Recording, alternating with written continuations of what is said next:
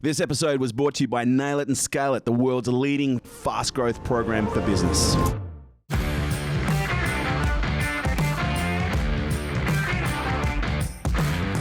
Ladies and gentlemen, welcome to Unstoppable. Unstoppable today, we have two incredibly heart-centered individuals. Mikko and Biji from LoveAll 5D are transformational healers, quantum frequency alchemists, and the co-founders of LoveAll 5Ds. They hold the 0 point frequency through their many years of spiritual discipline, spiritual practice, and mastery.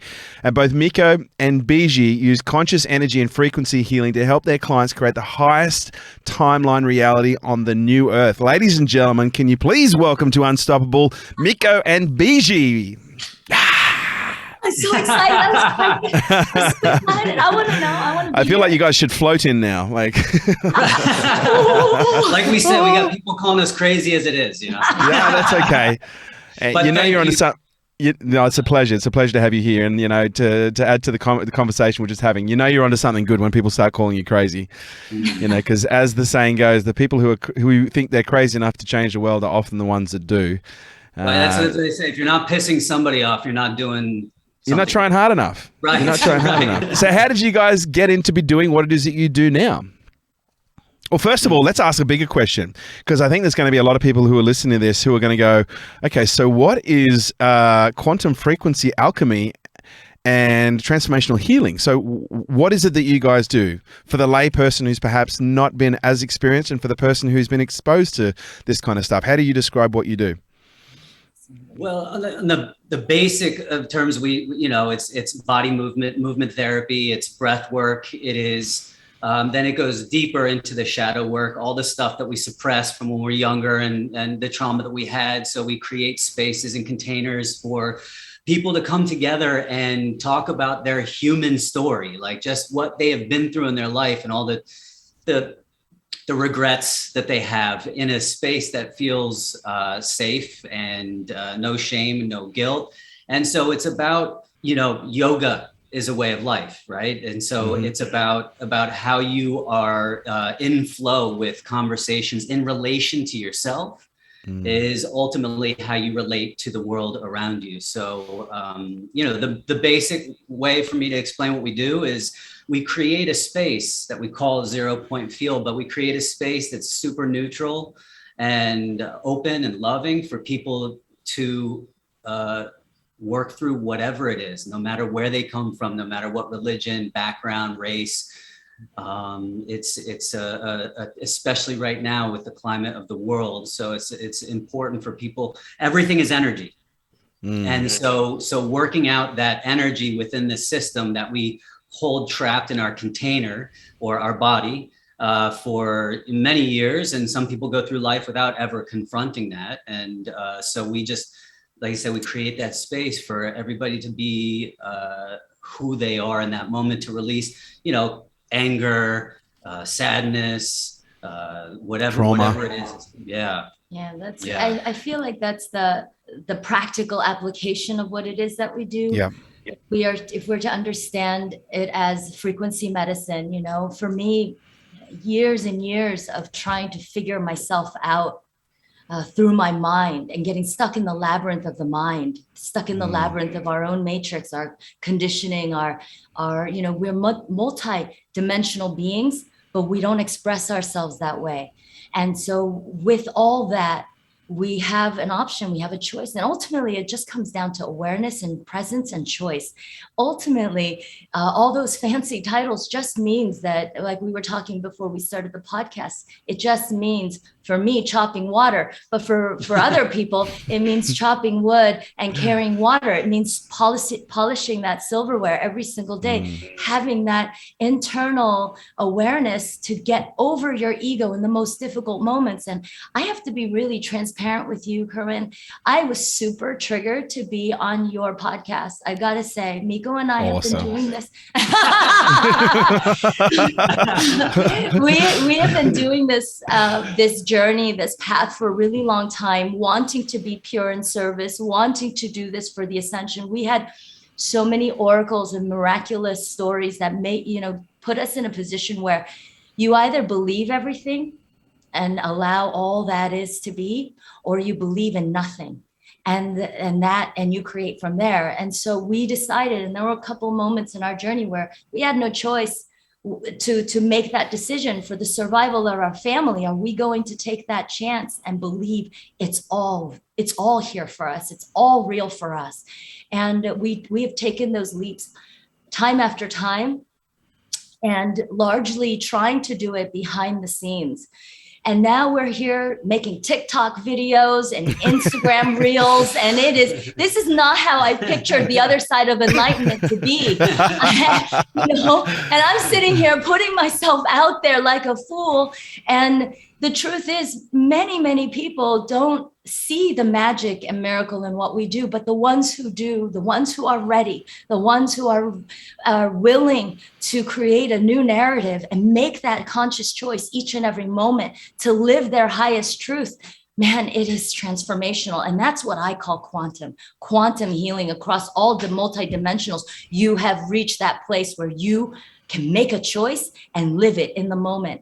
And that's really all we're trying to do here, is just to embody what we practice, to try to do it as humbly and playfully and have as much fun as possible, because I feel that the world can come together in laughter. The world can come together in relief. The world can come together with the promise that your highest timeline and your personal reality that you can create with your own frequency is enough. And that message is so powerful for us that we have, spoken with the beautiful teachers, gurus, guides, healers who have come into our life. We have listened to them. We have listened to the readings that we have received. We have, actively pursued opportunities to do this embodiment work, so that that we are here with you. I can just straight out say, I was a little bit intimidated and triggered by this opportunity after all these years, that we now have to make this conscious choice. Are we ready to go out there? Because I feel that you're kind of out there in your reach. That's what triggered you? Yeah. Well, yeah, because if we are here in this space, it means we're doing something right. And we have some message to share, that the universe feels some reason that we are ready to share with the planet. And it's confronting. Am I really ready? Am I really ready for this big step? Because that's the expansion. Because if you never feel quite ready, right? But in order to expand your capacity, you walk forward no matter what. We've had, like Biji said, so many going back down to zero, and can we do it? Little deaths, it felt like every time. Do we walk away? Well, what else are we going to do? This is what we're meant to be doing. And we kind of pigeonholed ourselves into embodiment, because we set out on this path, and then, we're getting called out in this way and that way. It's like, well, we got to really roll up our sleeves and do the dirty work. We got to be embodied so we can present ourselves. And we never wanted to be healers. We just wanted to be successful business owners. And we couldn't do that. So we had to become healers. Well, let's start at the beginning. So where does this story start? How did you get to here? Like, what? And I don't necessarily think we have to go back to in utero, but like for you guys, when you share your story, we can go further back in the Atlantean times. Man, I was thinking we could maybe start in 3 BC, 87 BC, and we'll just roll from there. 800 years is fine, but maybe let's just start with the last few, or more. Like, where did it start for you guys? Where did this part of the journey start? You said you were trying to build a successful business, but you were coming up against obstacles and barriers. Yeah, I'll start with that, because I was really good at the matrix, Kerwin. I was a conformist. I drank the Kool-Aid. I was in mainstream media. That was my career. And I worked in San Francisco and Los Angeles in the media. And I've also been in high tech. And so my purpose was to create a business that would sustain me, so that then I could do the service work. The service work was always within me. I have a shamanic lineage that I come from, and my connection with source has always been there. My awareness of my own consciousness and my purpose here has been so it was a non-question for me of what was my purpose here on the planet, but I didn't know how to go about doing it. And so I believed the media, the matrix, and I went down that path, and I had a career, and I had a husband, and I had my children, and I'm looking around, and this is nothing like I thought it was going to be. I had to confront cancer at a very young age. I was 21 years old when I was diagnosed with Hodgkin's disease, and I was told I had 6 months to live. When I received my quantum healing around that, just through my own letting go of my mortality and releasing myself and surrendering myself to source and the higher plan, was when everything shifted for me. And I knew that at some point this was going to be my path. I just didn't know when it was going to hit. And it hit when my marriage fell apart, and I found myself, a single mom with 2 young children. And here I'm going to Los Angeles, trying to start everything new, starting from scratch. I was on welfare, trying to figure out how to create without the 3D work, follow my heart, sacrifice everything, but not sacrifice the necessities of what I needed to provide for my family and my kids. And having that faith that if I did this work, if I followed my heart and every single guidance, that safety net would always be there. Well, that was the beginning of me heart aligning and doing that work. I was celibate for almost 6 years, getting my frequency ready for Mikko, because I felt his frequency before I was ever ready to meet him. And I had to work through so many of my internal resistances to actually believe that unconditional love was possible between people, between in intimate relationships, that sacred union was possible, transparency in relationships was possible, devotion and commitment through multidimensional existences was possible. There was many things that I had to confront of my own limited thinking in order for me to fully align to what it is that my heart wanted. And my heart wanted sacred union. And so in order for me to do that, I had to begin an incredible practice that I am still in. It's been over 10 years now. Every single day I do what's called the Brahma. It's called the Brahma Muhurta sadhana. It's a daily practice that guarantees, it's the only practice that guarantees enlightenment. And it is guarantees. That's a big word for a tag like enlightenment. Tell me about it. But you know what? My ego mind at the time wasn't gonna, playing games. If I wanted, like, what does enlightenment mean? Yeah. You know okay. So I will go there. Chopping wood and carrying water and being very ordinary. Yeah, actually, I think that's a really good thing to touch on here, because I think sometimes people have their own version of what they think enlightenment means, and you've achieved a sense of integration and higher frequency where you no longer walk the earth, you just float by, like we would imagine someone at that state. But when you're referring to enlightenment, let's narrow in on that. I think Biji, you got a good point there for the listeners. What do you mean when you mean enlightenment? Well, it's along the lines of what Mikko just said. It's really feeling that gratitude and presence of what is, and recognizing that what is exactly what your soul has gifted you in the moment. You are in the scene of your life as a movie. That is your pivotal scene. No other scenes are important. This is the scene you're in. And how we create that and how we move that relies upon our presence and our connection to the moment. That's where everything is. And that's what we hear, the enlightened teachers always say, everything is in the now. Well, when that becomes embodied truth within you, and you start to create your life from that place of conscious presence, that's enlightenment. And that's not something you can always stay in. That's a frequency that you get to consciously through the training, through the commitment, through the discipline. And this practice, it takes 40 days, it takes 21 days to rewrite.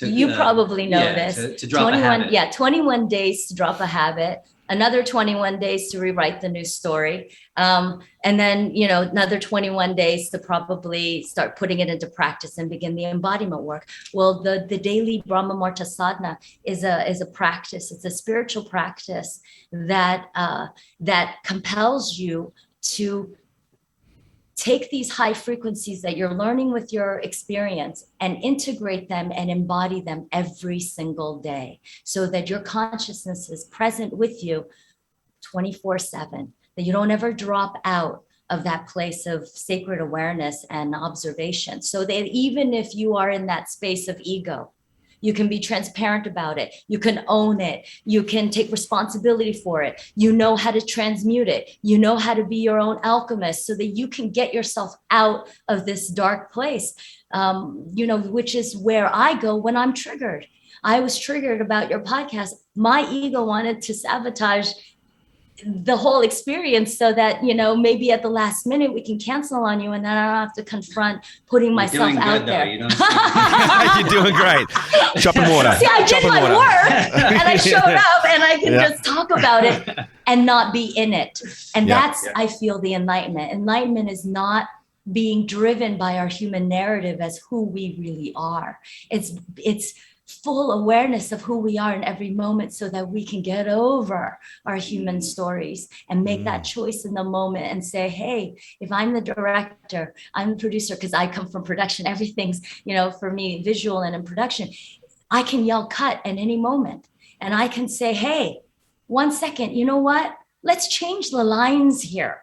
How many soap operas have we seen where they say the same thing over and over again? How about in this situation, rather than being angry, I own something?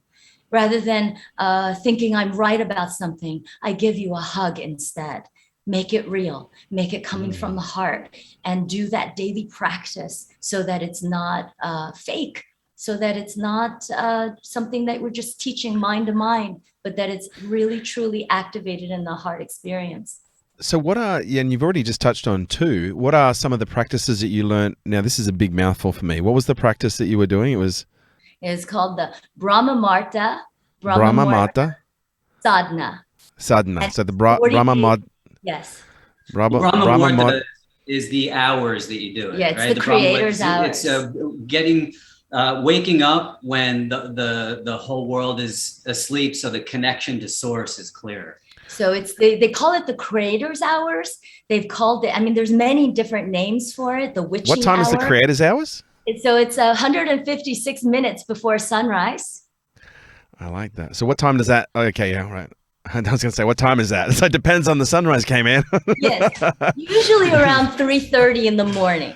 It's Okay. 3:30 in the morning, and you wake up and you take an ice cold shower, and then you begin that practice of working with and training your frequency, and it includes specific mantras. It includes your own physical practice. It includes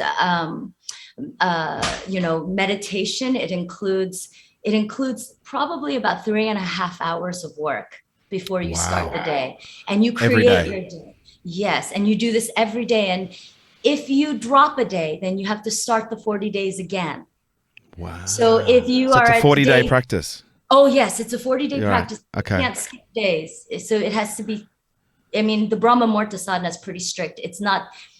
Daily spiritual practice is something I recommend to everybody. But if there's something in your heart that's calling you to get mastery over your own life and your own frequency, this is a guaranteed practice that will get you there. So 40 days, my first 40 days I took 1 day off and I started my next 40 days and I haven't stopped since. So I am in practice still.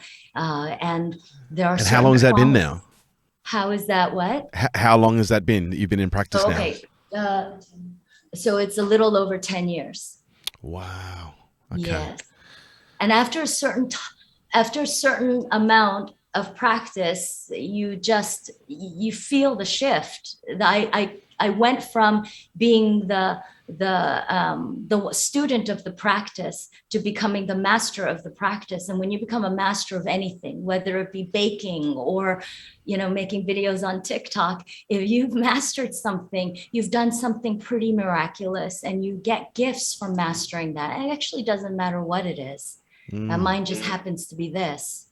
But I encourage everyone to master something, and yourself is the best one to master. Well, honestly, and what better place to start than with someone that you're going to spend more time with than anyone else on the planet? And the more you get to know who you are, the better you get to experience, the journey that you're on. And yeah, I think everything should start with self. What's your story, mate? How did you get to be chopping water and carrying wood? My journey was much different. I took a long route around. I was an athlete when I was younger. I played baseball my whole life, college ball and all that. And then when I didn't become pro, which I thought that was going to be, my life, I was lost for a long time. So I turned to the arts. I was a dancer, and I lived in Los Angeles too. So I was working in production behind the scenes in front of the camera. But I went through addiction. I was drugs and drinking and depression. And I felt like I, needed to find my place in life. And I felt like I was behind, I felt like all my friends and everybody when I was in my 20s, they were figuring it out. They were getting married. They were buying the home. And, I felt lost. But underneath all of that, I always held on to this vision of purity that always came to me when I was a young kid. Is I always wanted to live a life that was pure, meaning, how I treat my body, how I, call in a love. I wanted a family to be with. I always saw myself there, but I had a lot of things to go through, so I was DJing and, negative environments. I was hanging out and with not the greatest people. I was, trying to find my way. And, in retrospect, it was perfect, right? Every job and career move that I had all helped me out to be where I'm at right now. Including the addiction. And I'd even go as far as say, from my own experience, I would say including the addiction as well. I'm sorry, what was that? I would say, from my own experience, you're talking about the things that have served you. In my own experience, addiction has been something that has served me at a very high level as a part of my own growth and as a part of my own awakening. And I'm assuming, yeah. I mean, I feel that's my story with enlightenment is, I've been addicted to drinking, to drugs, to cigarettes, to promiscuity, to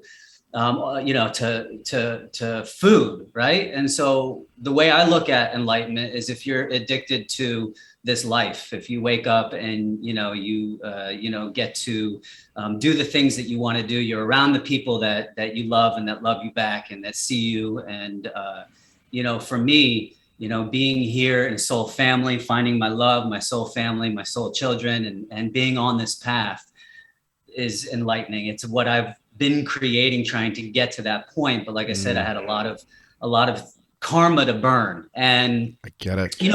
Putting myself in precarious situations that I at the time knew wasn't really me, but I felt like I needed that for expansion. I needed that darkness. I needed to be in the darkness to sit in it, to feel it, to move through it, and then to expand out of it, or to alchemize it into light and love. Integrate. That's beautiful.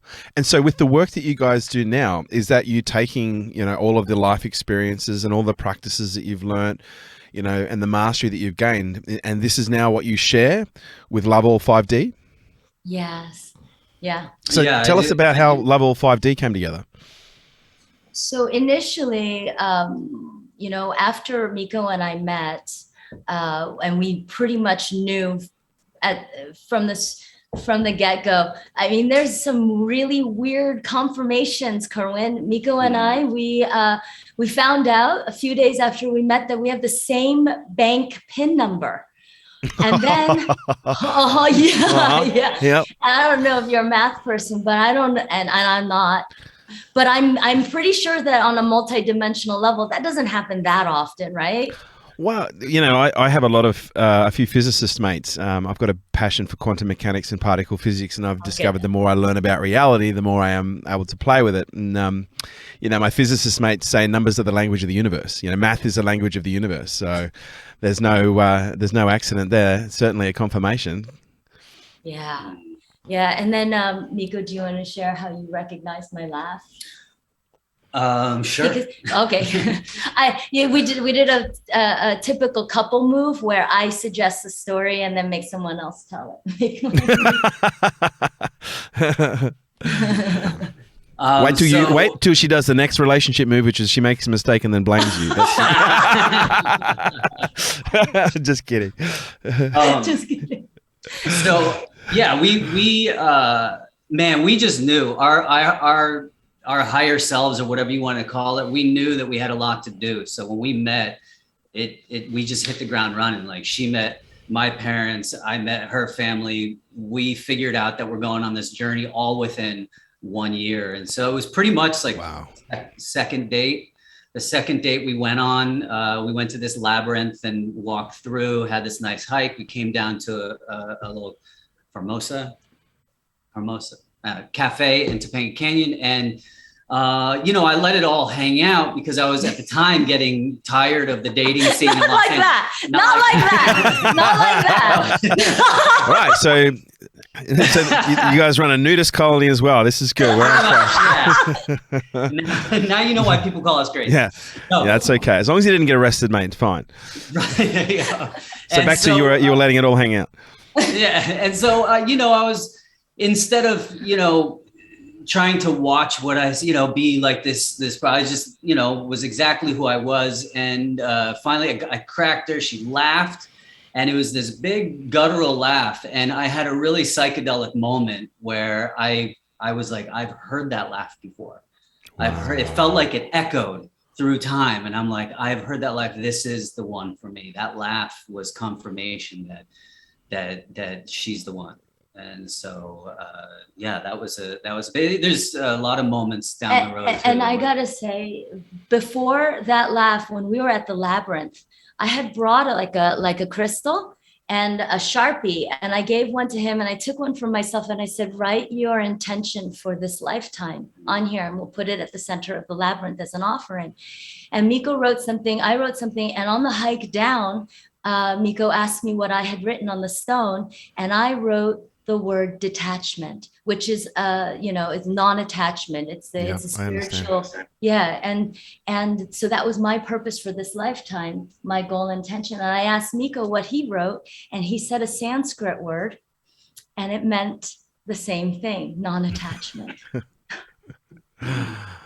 Wow. Yeah. So it was. And so it is. And so it has been. Mikko, I'm curious from your perspective, though, because you mentioned that, when you first met Biji, you were, mad into the dating scene, I'm going to assume. Were you at the end of the journey where you had learned how to close your container, or did this relationship, provide a service where it showed you how to close your container to have a sacred union, or sacred monogamy, as it is sometimes referred to? Yeah. Well, so I kind of followed her path as well. I got to the point where I was really over the dating scene, and I was I really didn't want to do much dating anymore. And I kind of closed up shop for myself. And I said, you know what, it's going to be the one, or that's it. Like, no more. Wow. So you closed your container prior to meeting Biji? Yeah, I was a couple years. I wasn't, sleeping around or going on too many dates. And then when we met, and the funny thing is like she was like the 3-time bond. By the time we were about to sleep with each other for the 3rd time, she said, when you have sex with somebody for the 3rd time, you create a sacred bond, and their energy kind of gets put into you. And this, so she's like, are you serious about this? And it was intriguing to me to have, I was like, who is this woman? Like it was such a foreign thing to me at the time. I didn't know that aspect. And so, from the beginning, I just knew that this is the one, this was the one, because she had that kind of, that spiritual aura to her that I was looking for as well.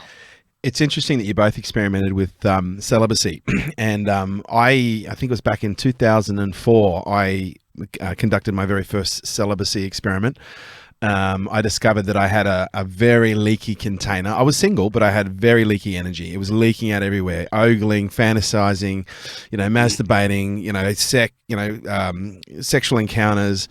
And I realized after I'd come out of a relationship, I actually came out of a relationship that the first time I actually genuinely didn't want a girl to leave. She left, and I was sitting in my despair on my bed, and I picked up the book that was beside my bed and had been for about 5 years at that point, which is called Think and Grow Rich. And I put it together, and I actually asked Napoleon Hill, of all people, for some spiritual guidance.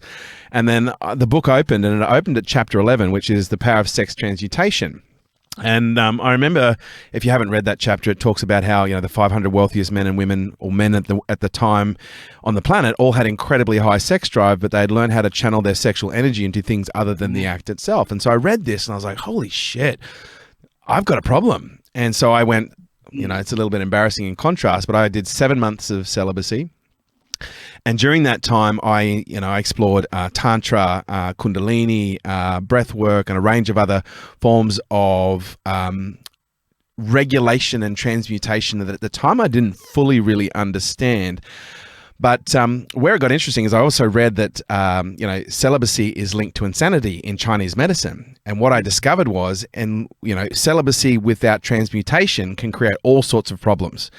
Absolutely. But here's where it got really interesting. I started practicing a Kundalini exercise or a Kundalini breathwork exercise wherever I felt sexual tension building up in my body. I started to breathe it, and I brought the orb up and down, and then I'd place it, into the ether, and I'd back it up with some form of physical action in order to, solidify my intention. And then out of nowhere, magical shit just started happening left, right, and center. And I talk about this now. I have a program called Power to Create where I talk about, many quantum dynamics, sexual transmutation, tantra, and many other aspects of breath work and meditation. But what was really interesting is I started to realize, holy shit, like sexual energy is one of the most powerful forces, one of the most powerful creative forces on the planet.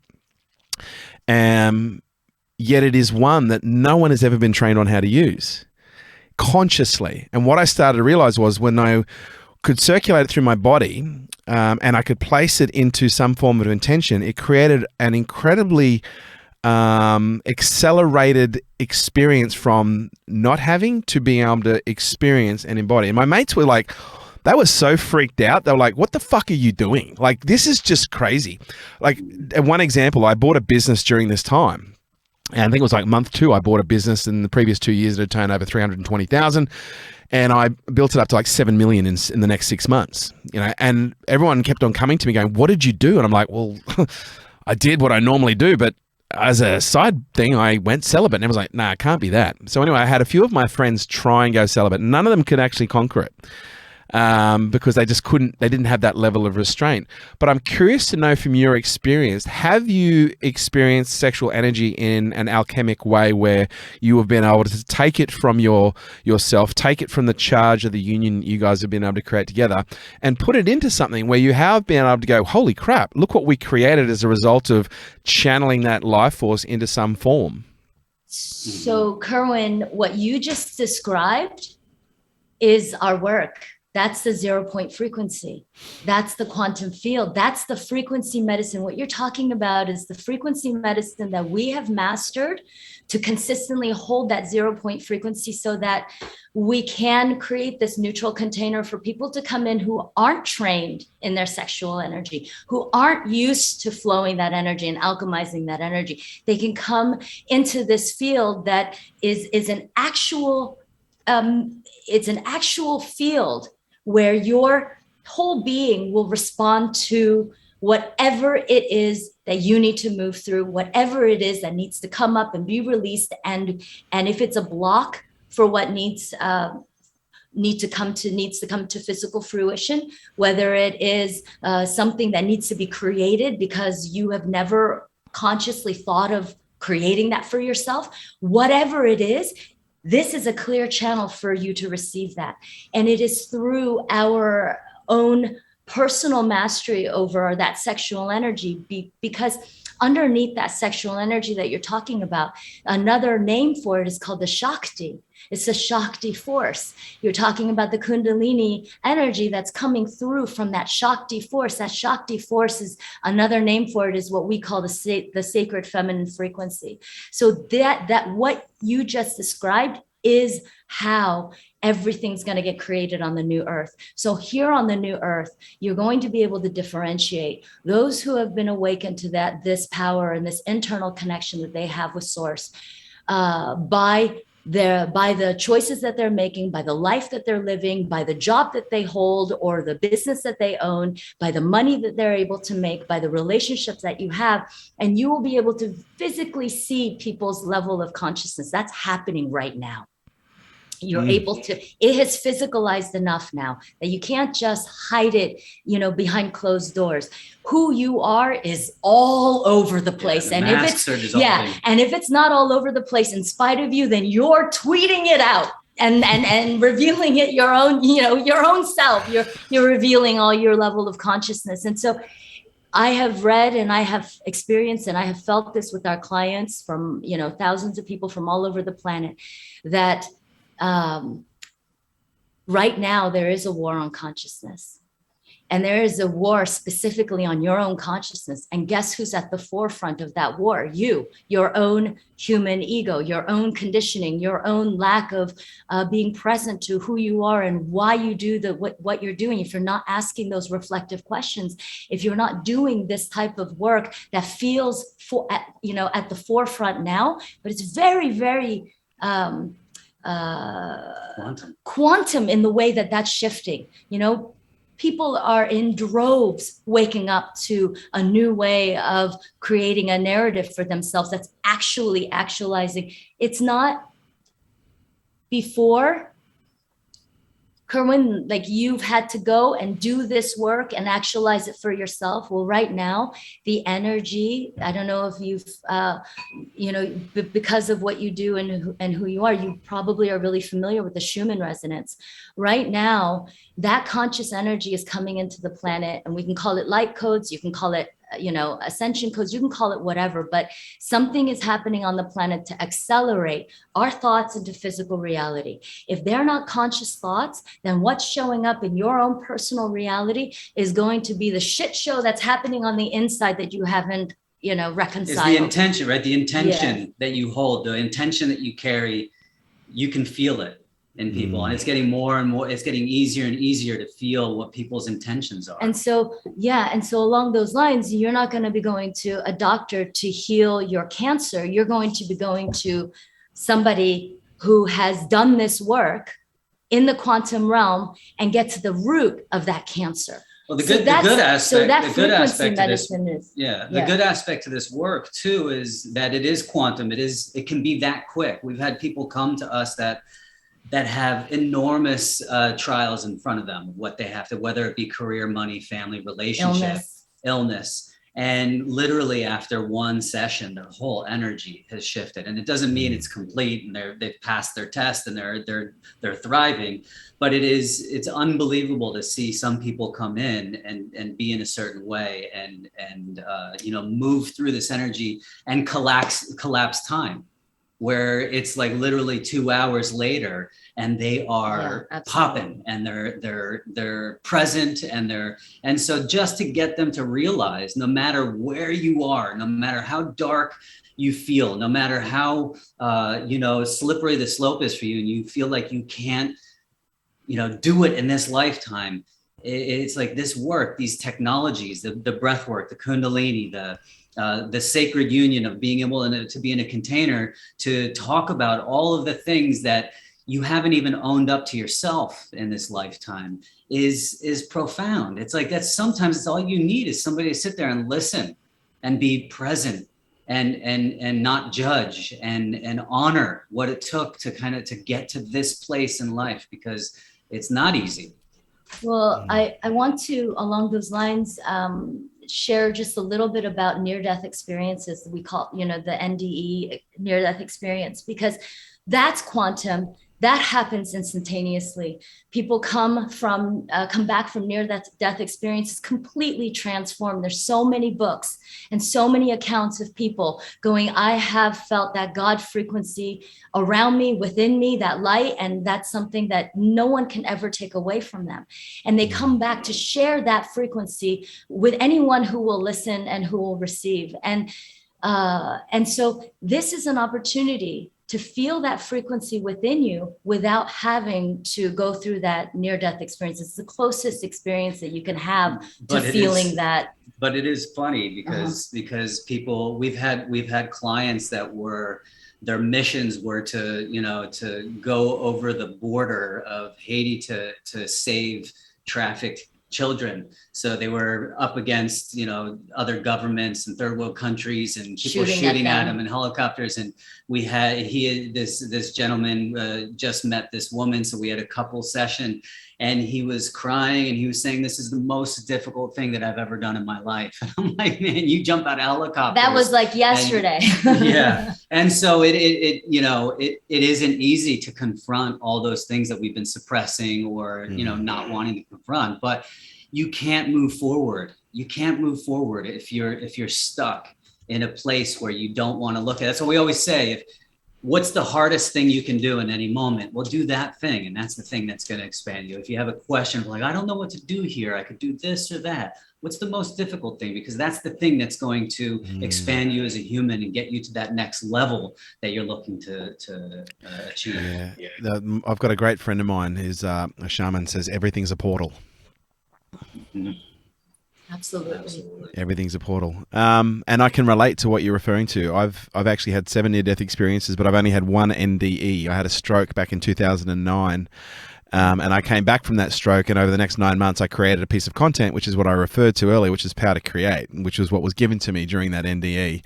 And it was one of the most transformational experiences of my life. From the moment the stroke onset, I knew it was going to be a gift. I knew it was a blessing. Up until this point in my life, it's given me nothing but good things that have essentially served, I would say at this point, probably millions of people. So yeah, there's a lot of truth in what you're saying, and I really appreciate you guys sharing it.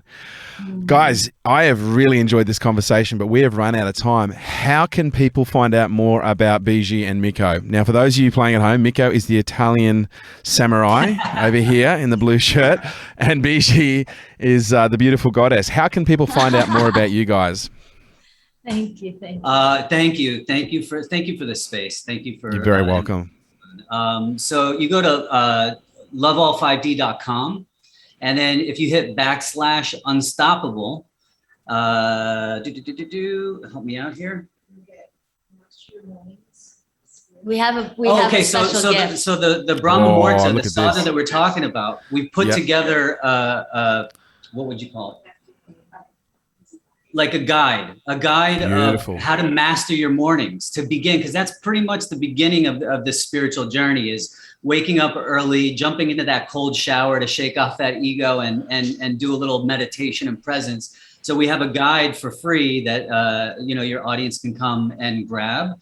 And we also have an online program called Master Your Energy, Master Your Life, that for your audience, we're offering 50% off of that. That's super kind. So for you guys, LoveAll5D /unstoppable for some free resources and a special offer from these two incredible humans. Biji and Mikko, keep doing what you're doing. Keep shedding your light, spreading your light, transmuting the energy, integrating the light and the dark, and continue with your journey. And if there's anything we can do from here, and it seems to me like you guys, you're learning how to grow the business. I would love to offer you 2 tickets to come as my guest to one of our virtual Nail It and Scale It. And they're $5,000 a ticket, by the way, but I'd like to gift 2 of you, both of you, those tickets. You can attend from Costa Rica to the next one that we've got. I'll get the team to reach out. And Nail It and Scale is really one of those programs that shows you how to nail the foundations of the business and then be able to scale upon that, and to be able to spread your message. I couldn't think of a greater gift that we could give to you guys, but also all the people that you're going to be able to touch. Wonderful. Thank you receive. So much. We receive. Thank you. We receive and we'll share. Thank you so much, ladies and gentlemen. Mikko and Biji. This has been Unstoppable with Kerwin Wright.